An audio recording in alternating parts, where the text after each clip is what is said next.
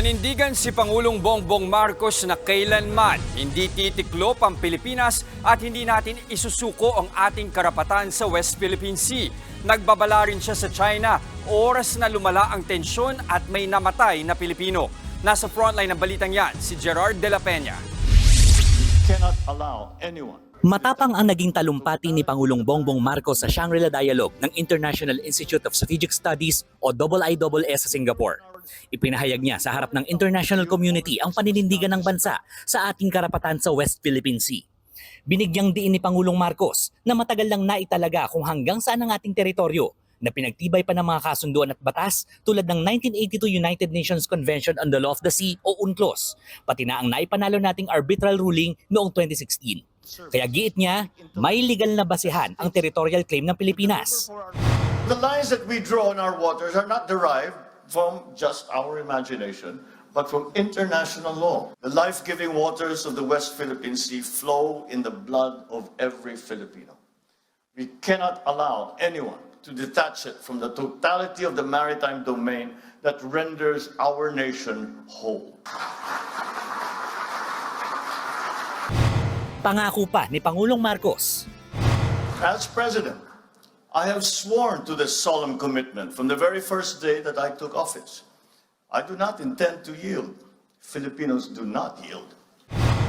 Sakali umanong mas lumala pa ang tensyon sa West Philippine Sea, tatawagin na raw ng Pilipinas sa mga kaalyado nitong bansa tulad ng Amerika, kung saan mayroon tayong Mutual Defense Treaty. Nang matanong kung ano ang magiging trigger o mitya nito, ang sagot ng Pangulo. If a Filipino citizen is killed by a willful act, that is, I think, very, very close to what we define as an act of war. And therefore, we will respond accordingly. Nagkaroon din ng bilateral meeting si Pangulong Marcos sa Prime Minister ng Lithuania.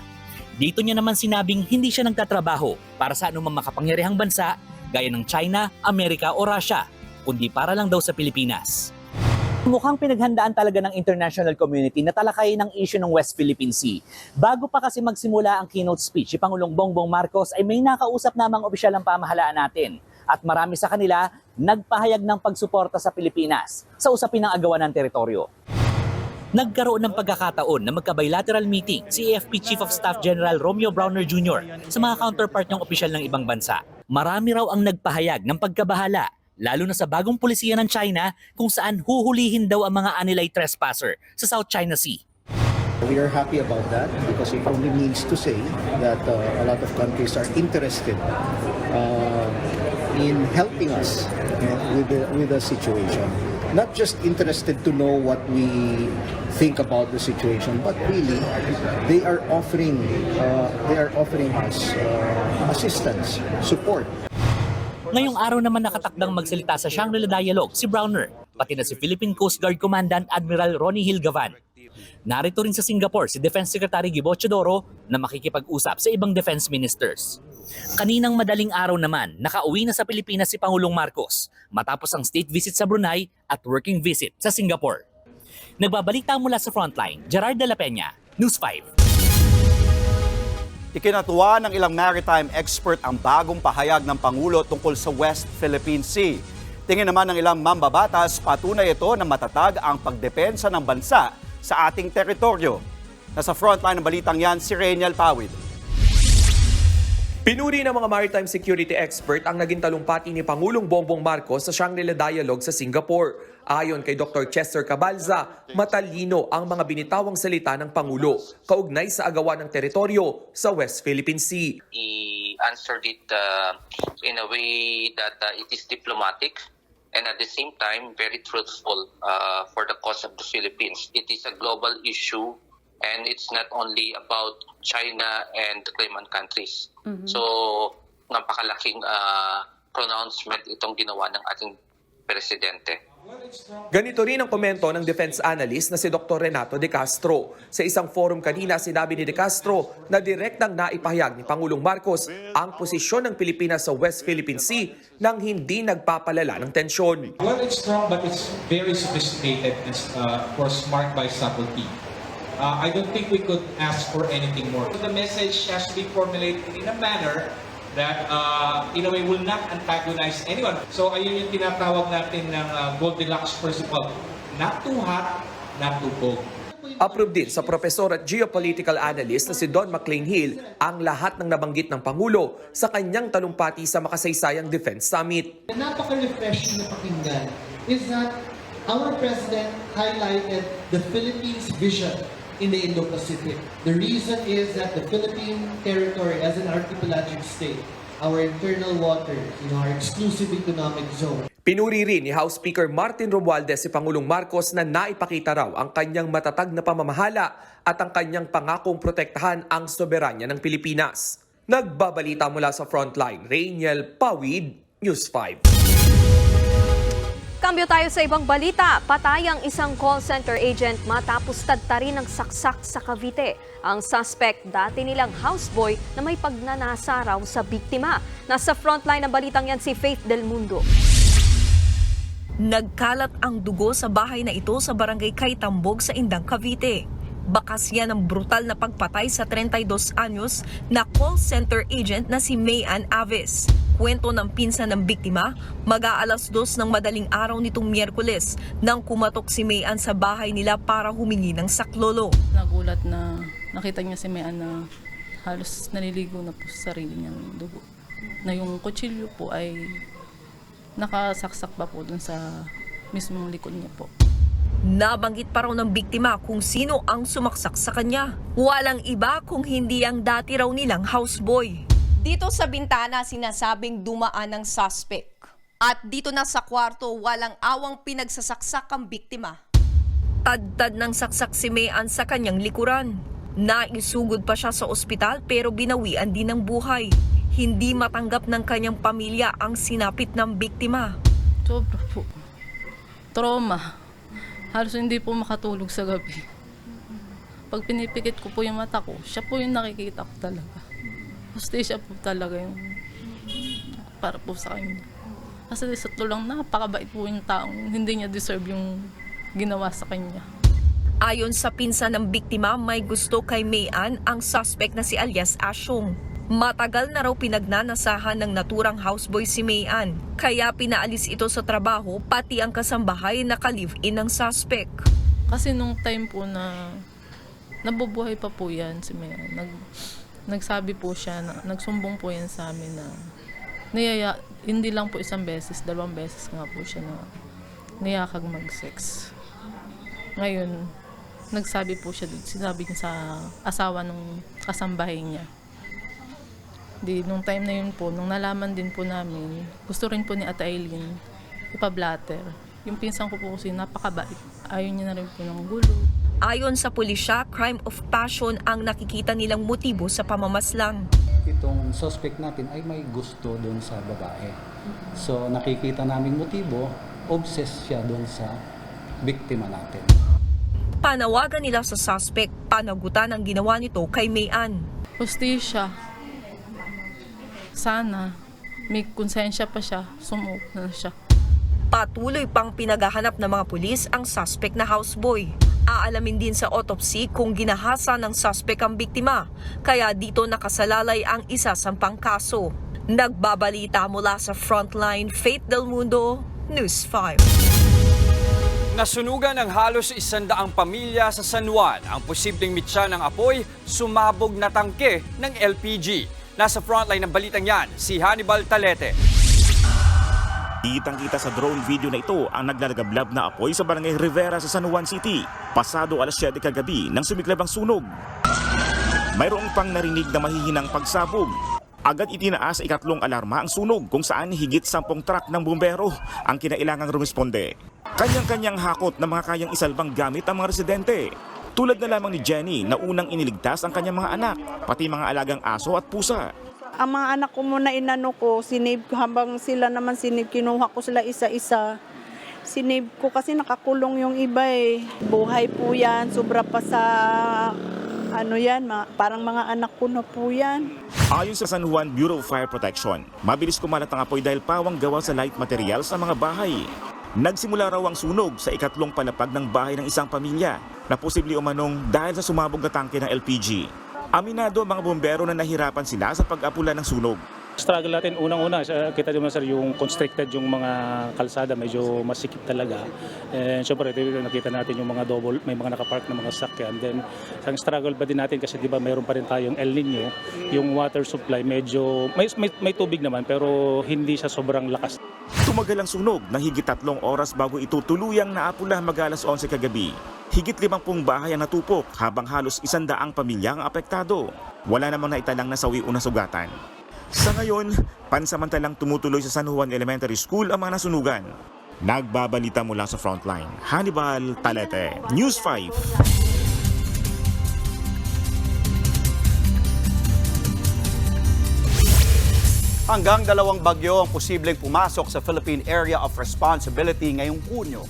Ayon sa Pag-asa, maaaring tumama rin ang mga bagyo sa kalupaan at bagtasin ang ilang bahagi ng Visayas at Luzon.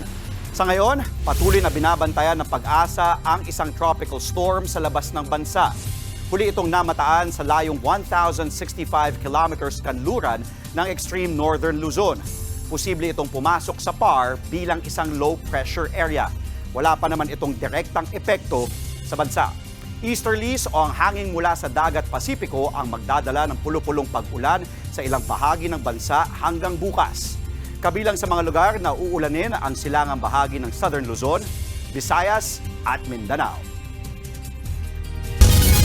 Inaasahang gagalaw muli ang presyo ng mga produktong petrolyo sa susunod na linggo. Sa taya ng Department of Energy, 60 hanggang 90 centavos ang posibleng mabawas sa presyo ng gasolina, habang posible namang tumaas ng hanggang 60 centavos ang kada litro ng diesel at hanggang 90 centavos naman ang dagdag sa kerosene. Ayon sa DOE, ang presyo ng langis ay apektado ng production cut ng oil-producing and exporting countries o OPEC, pati na rin ang pagtaas ng demand dahil sa panahon ng tag-init sa Amerika at paghina ng dolyar. Balitang transportasyon pa rin, ipatutupad na simula June 4 ang ikalawang bugso ng toll hike sa North Luzon Expressway. Live mula sa Balintawak Toll Plaza, nasa frontline ng balitang yan, si Brian Basa. Brian, ano ang sentimiento ng mga motorista sa napipintong toll hike?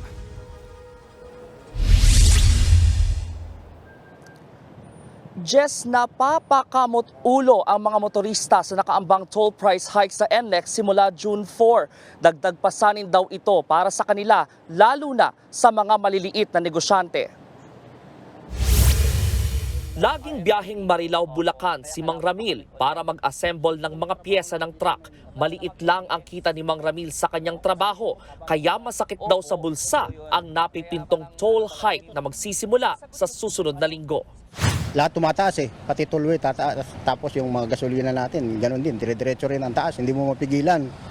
Tapos yung trabaho naman namin, hindi naman nagdadagdag ng sa labor force.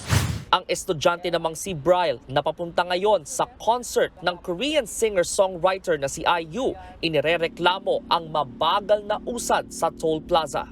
Yung machine nila, ang tagal mag-register ng payment, plus tumatambay pa yung mga kotse doon. Simula Martes, 5 hanggang 17 piso ang dagdag singil sa mga hindi lalampas sa open system tollway ng NLEX mula Balintawak yan sa Caloocan hanggang Marilao sa Bulacan.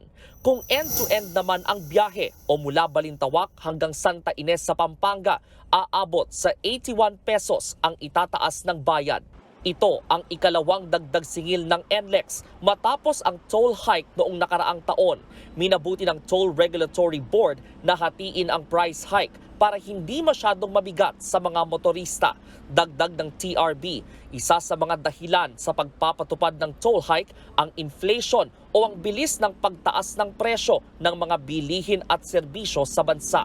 Giit ng ahensya, importante ang toll hike, lalo tumataas din ang gastos ng mga operator ng expressway. Exempted naman sa dagdag singil ang mga sasakyang may dalang agricultural products. Ibabalik bilang weekly rebate sa mga RFID account ng mga naturang sasakyan ang bayad sa toll. Tinitiyak naman ng pamunuan ng NLEX na may napupuntahan ang bayad sa toll. Katunayan, may 2 proyekto raw itong uumpisahan ngayong taon.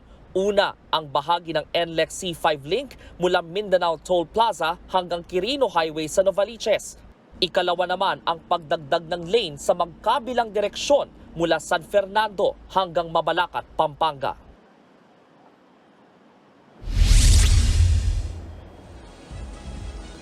At bago ang toll hike na yan sa June 4, ang binubuno muna ngayon ng mga motorista sa mga oras na ito ang heavy-gut na traffic sa bungad ng expressway. Mahaba ang pila ng mga sasakyan dito sa mga toll gate sa Balintawak. Well, bukod sa weekend ngayon ay concert din ni IU ngayong gabi sa Philippine Arena. Kaya panawagan ng NLEX sa mga pupunta sa concert, pumunta po sa Ciudad de Victoria exit. Pero dahil walang cash lane doon ay pinapayuhan ng mga motorista na magpakabit ng RFID sticker doon sa mga wala pa at tiyakin na sapat ang load. Balik sa inyo. Nagulat mula sa NLEX, maraming salamat Brian Basa. Susunod, driver na patalsik sa ride-hailing app matapos ireklamo ng diskriminasyon ng kanyang pasahero. Cavite Governor John Vic Remulla nag-alok ng 10 milyong pisong pabuya sa makapagpapatunay na sangkot sa pogo ang kanilang pamilya. At meet and greet ng K-pop group na Twice dinagsa ng Pinoy fans. Lahat ng yan sa pagbabalik ng Frontline Pilipinas Weekend.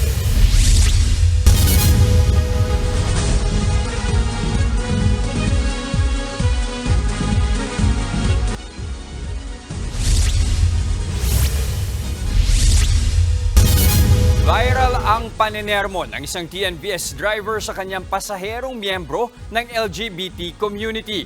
Ang driver pinatalsik na sa ride-hailing app dahil sa kanyang inasal.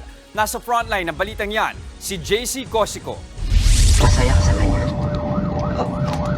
Hindi ka pwedeng iligtas ng Diyos kung ayaw mo, be honest lang. Binabalik lang kita sa normal. Viral ngayon ang TikTok video na yan na in-upload na LGBT member na si Kim Ezekiel, kung saan kinakausap siya ng driver ng nasakyan niyang ride-hailing service na Joyride noong Webes. Maghihitang bihis na bihis at naka-makeup si Ezekiel na pupunta sa kanyang graduation ceremony. Sa gitna ng biyahe, hindi raw inaasahan ni Ezekiel na makakaranas siya ng diskriminasyon dahil sa kanyang kasarian. I'm not condemning you. Ako'y wala ang karapatang miska dahil kung alam mo ng buhay ko, masahol pa ako sa'yo. Kwento ni Kim sa News 5, may mga tinanong pa sa kanya ang driver na hindi na nasama sa video. Then tinanong niya po ako if ano ka ba, lalaki ka ba or babae? At first hindi ko po sinagot yung question niya kasi parang ang awkward po kasi 'di ba? Nung third time po na inulit niya, sinagot ko na lang po siya na lalaki po ako. Then ang response niya po sa akin is alam mo pala eh. Hindi raw matanggap ni Kim ang nangyari sa kanya. That day was the worst. Parang napaisip po ako doon. 2024 na pero may discrimination pa rin po. Parang may mali ba sa ginagawa ko, may mali ba sa pag-express ng sarili. Nireport na raw niya sa Joyride Philippines ang insidente. Wala na raw siyang balak maghain ng reklamo pero mensahe niya sa driver. Sana po is aware na po siya sa mga topics na dapat pong pag-usapan between him and the passenger na masasakay na po niya. And wag niya pong ipilit yung religion niya and belief niya sa ibang tao kasi lahat naman po ng tao is may sariling utak, may sariling beliefs. Sa isang pahayag, sinabi ng Joyride na hindi nila kinukonsente ang anilay unprofessional at insensitibong inasal na kanilang driver partner. Dine-activate na rin daw nila ang naturang driver sa kanilang platform. Humingi na rin daw ito ng paumanhin sa nangyari. Nabanggit niya po doon na siya po ay nadala lamang ng kanyang mga paniniwala. Naintindihan niya po na mali ang kanyang nagawa and he really is seeking the forgiveness nung kanyang pasahero at kanyang ipinangako na hindi niya na ulit ito gagawin. Para sa ilang LGBT groups, ang nangyari kay Kim ay patunay na lagana pa rin ang diskriminasyon sa kanila. Nangyari kay Ezekiel ay madalas nangyayari actually sa maraming LGBT individuals every day.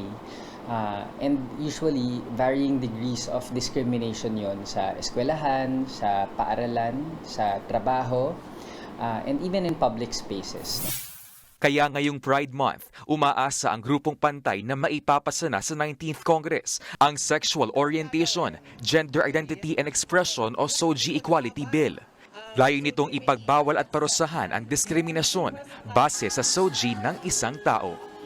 Nagbabalita mula sa Frontline, JC Cosecon, News 5. Inaresto ng mga pulis ang isang magnanakaw na motorsiklo sa Maynila. Paliwanag niya, gagamitin daw niya ang motor sa pambababae.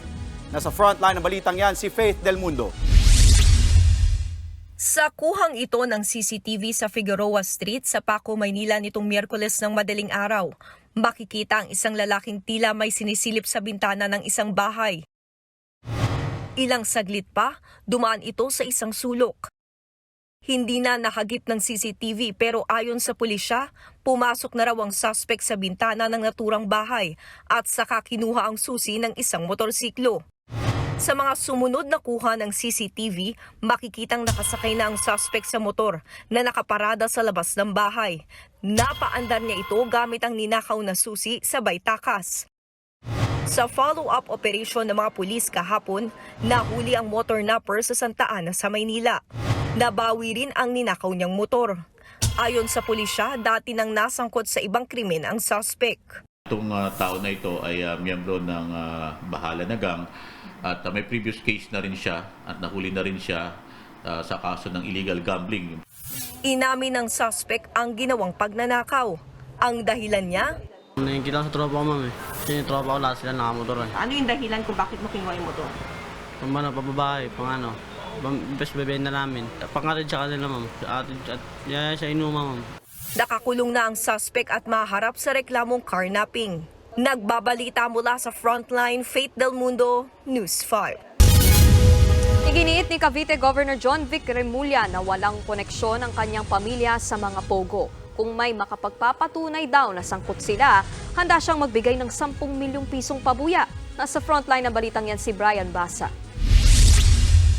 Nagkalat kamakailan sa social media ang mga post na nag-uugnay sa mga Remulla sa Philippine Offshore Gaming Operations o POGO. Sa gitna ito ng ginagawang investigasyon ng Senado laban kay Bamban Mayor Alice Guo na backer naman umano ng mga POGO sa Tarlac. Ayon sa post na ito, tip of the iceberg lang si Mayor Guo dahil isang POGO building lang umano ang nasa Bamban. Ang mas malaki pa raw dito ang magkakapatid na Remulla sa Cavite na ibinenta umano ang kanilang resort na Island Grove.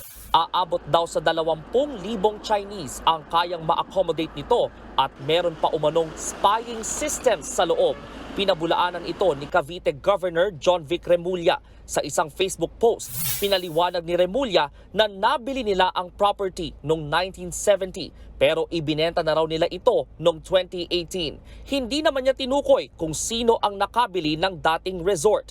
Nilinaw din ni Remulla na wala silang kinalaman sa pagbibigay ng permits sa umunoy POGO hubs. Aniya, 2020 na ibigay ang permit, 2 taon bago maging direktor ng PAGCOR ang kapatid nilang si dating Congressman Gilbert Remulla. Handa raw ang mga Remulla na magbigay ng 10 milyong pisong pabuya sa kung sino man ang magpapatunay na may kinalaman sila sa kasalukuyang operasyon ng isla at ang kanilang mga tanggapan ay nagbibigay ng proteksyon sa mga POGO operator. Noong 2022, ipinag-utos naman ni Justice Secretary Boying Remulla na itigil ng NBI ang mga operasyon nito laban sa mga POGO dahil sa umunoy mga napapaulat na kaso ng hulidap o extortion. Nanindigan si Governor Remulla na wala silang kinalaman sa anumang iligal na gawain at hindi raw sila protektor ng kahit sinong dayuhan, lalo na mula sa China. Nagbabalita mula sa Frontline, Brian Basa, News 5. Pabor ang kalahati ng mga Pilipino sa pagsasabatas ng divorce sa Pilipinas base sa survey ng Social Weather Stations o SWS. 50% o kalahati ng mga Pinoy ang pabor na maisabatas ang divorce para sa mga mag-asawang naghiwalay at hindi na kayang magbalikan pa. 31% naman ang tutol habang 17% ang hindi makapagdesisyon. Sa mga lalaking bumotong pabor, higit 50% ang kasal habang 20% ang may live-in partner. Karamihan din sa mga babaeng pumabor, kasal o di kaya'y may ka-live-in, single, balo o hiwalay na. Samantala pagdating sa relihiyon, marami sa mga Kristiyano, Katoliko at Muslim ang pabor sa divorce. Naipasa na ang divorce bill sa Kamara pero kailangan din itong maipasa sa Senado bago maisabatas.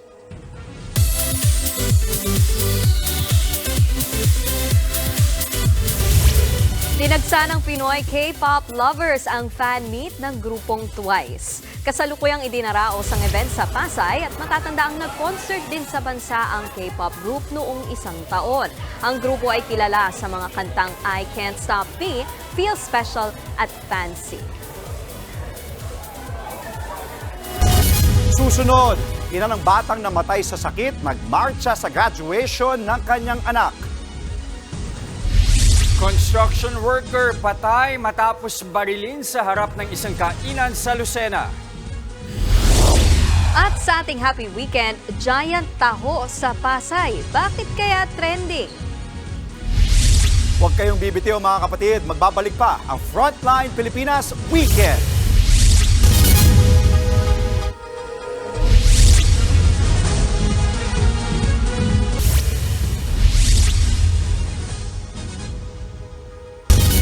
Patay ang isang construction worker matapos barilin sa harap ng isang kainan sa Lucena City.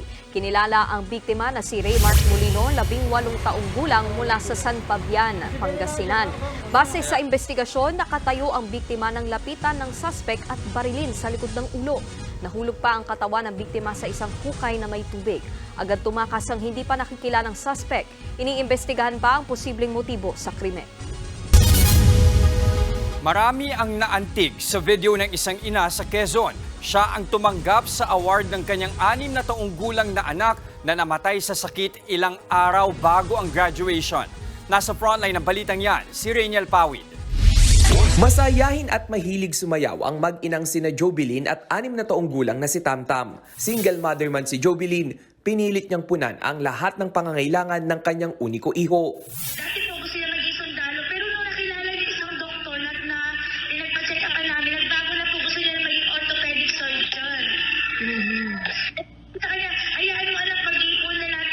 Nitong May 21, ang mga pangarap na yan ni Tamtam biglang natuldukan nang pumanaw si Tamtam sa sakit na lymphoma, isang uri ng cancer.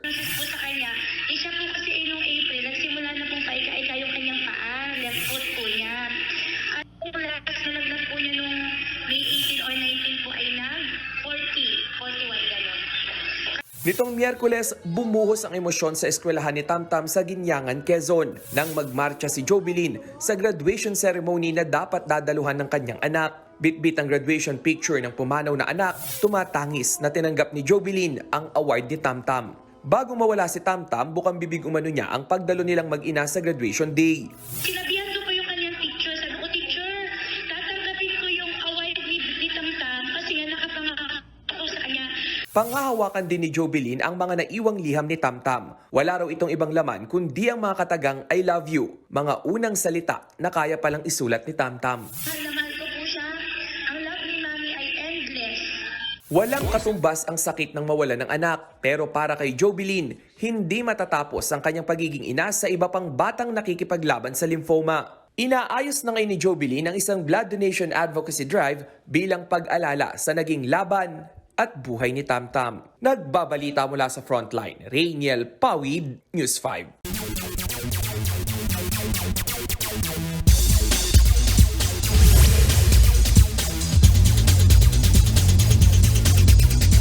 Sa unang pagkakataon sa kasaysayan ng koponan, nakapasok na ang Meralco Bolts sa finals ng PBA Philippine Cup.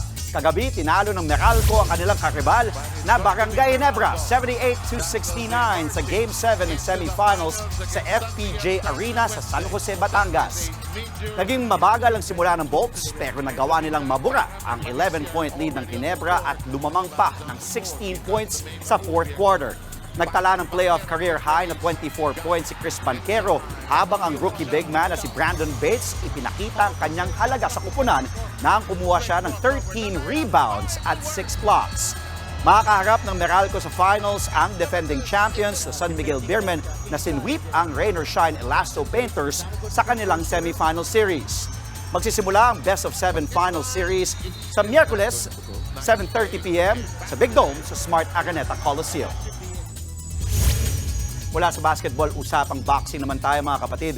Isang panalo na lamang ang kailangan ng Filipino boxer na si Carlo Paalam para makuha niya ang ticket sa Paris Olympics. Sa quarterfinal round ng World Olympic Qualification Tournament sa Bangkok, Thailand kagabi, tinalo ng Tokyo Olympic silver medalist ang pambato ng Dominican Republic na si Felix de los Santos, 5-0 sa men's 57 kg division. Makakalaban ngayong gabi ni paalam si Sachin Siwach ng India. Sakaling makuha ng Pinoy ang panalo sa kanilang semifinals match, ay masesecure niya na ang kanyang Olympic spot. Sa ngayon, 3 boksingero ang siguradong magdadala ng pangalan ng Pilipinas sa World Meet ngayong Hulyo. Yan ay sina Yumir Marshal, Nesty Petesio at Ira Villegas. Susunod, subukan natin ang dinarayong giant taho sa Pasay. At P-pop group na BINI, sinakyan ang kwelang version ng kanilang hit song na Salamin, Salamin. Tuloy-tuloy ang balitaan sa Frontline Pilipinas Weekend.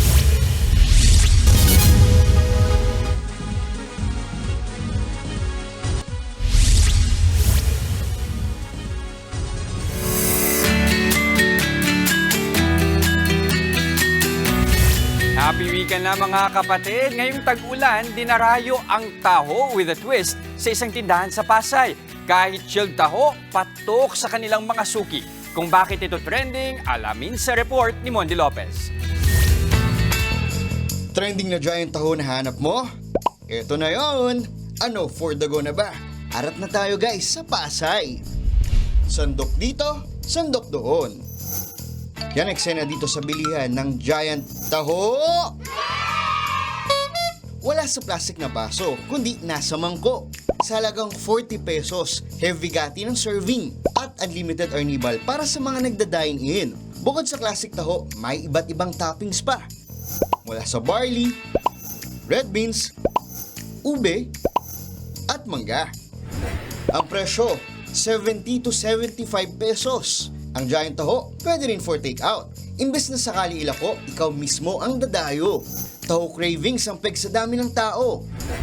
Gaya na lamang ng pamilya ni Shala. Comfort merienda na nila ang giant taho na nag-trending. Favorite ko dito is yung brown pearl. Ilang beses, parang ika-5th time na namin bumalik dito. Every time na pupunta kami dito sa Cartimar, ito yung una namin pinupuntahan. Masarap nga ba talaga? Tikman na yan! Yes, nandito tayo ngayon sa Cartimar Market para tikman ang trending na giant taho. Pero syempre, pinaka-paborito ko muna yung tinatawag na classic taho na sagulang tsaka arnibal. Pero kaibahan nito, ng giant taho ay malamig siya. Hindi gaya ng kinakain natin sa almusal. Pag kumakain ako ng taho, wala muna arnibal.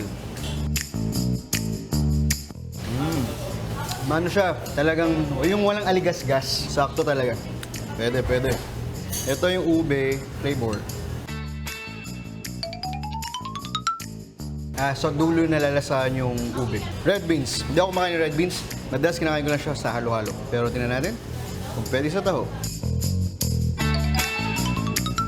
Masarap ng red beans din ha. Mas nalasahan ko kay red beans sa taho. Mas favorite ko na siya. Barley naman. Taktong lasa lang. At mangga. Tingnan natin kung bagay kahit walang sago. Hindi masyado matimis sa mangga. Pwede, sakto. Sadyang malamig ang taho dahil galing Taiwan ang konsepto nito. Nag-trending itong giant taho ninyo. Bakit ba giant ang ginawa kung diskarte natin? Mostly po kasi sa mga Filipino taho vendors po is maliit yung size na siniserve po nila. So para po sa amin, why not na serve po kami ng mas bigger size with different toppings po and plus only arnibal pa po. So, para mas masatisfied yung mga customers na kakain. Kaya naman pala umaabot sa 300 orders na giant taho ang pinakamalakas nilang benta sa isang araw. Umulan man o umaraw, ang giant taho ay talaga namang for everyone. Mondi Lopez, News 5.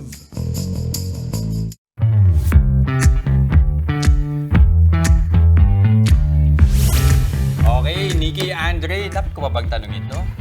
Fan ba kayo ng BINI? Dapat kasi siya yung tinatanong natin ito eh. Sige, Oo, eh. sa unang pagkakataon, fan ka ba ng BINI? Ako, I love listening to their songs. Diba? So, paborito ko yung Carrera. Ayun, Sa oh. bagong Ako Manila. pantropiko pa rin. Yun lang maulan na minsan. Pantropiko. Yeah.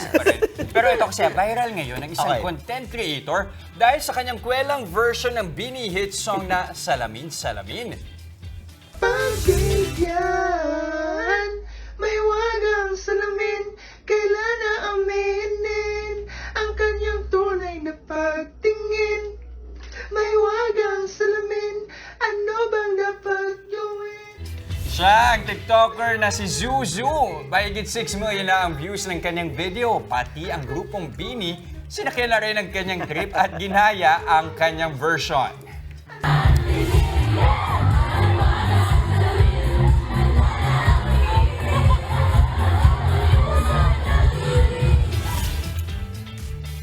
Kitang natawa rin ang Bini members sa pag-gaya nila sa version ni Zuzu kahit ang mga Bloom napahiyaw na rin.